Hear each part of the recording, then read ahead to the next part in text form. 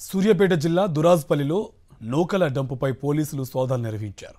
ఎలాంటి అనుమతులు లేకుండా 3 లారీల్లో నూకలు తరలిస్తుండగా పట్టుకున్నారు. 5గురు నిందితులను అదుపులోకి తీసుకుని లారీలను సీజ్ చేశారు. అయితే పీడీఎస్ రైస్ను నూకగా మార్చి తమిళనాడుకు తరలిస్తున్నట్టుగా పోలీసులు అనుమానిస్తున్నారు. సూర్యాపేట జిల్లా దురాజ్పల్లిలో నూకల డంపుపై పోలీసులు సోదాలు నిర్వహించారు. ఎలాంటి అనుమతులు లేకుండా 3 లారీల్లో నూకలు తరలిస్తుండగా పట్టుకున్నారు. 5గురు నిందితులను అదుపులోకి తీసుకుని లారీలను సీజ్ చేశారు. అయితే పీడీఎస్ రైస్ను నూకగా మార్చి తమిళనాడుకు తరలిస్తున్నట్టుగా పోలీసులు అనుమానిస్తున్నారు.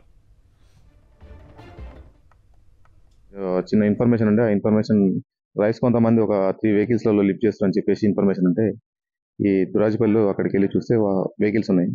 అక్కడ ఒక చిన్న షెడ్లో రైస్ డంప్ చేసి ఉంది. ఒక వెహికల్ లోడ్ చేసి ఉన్నది.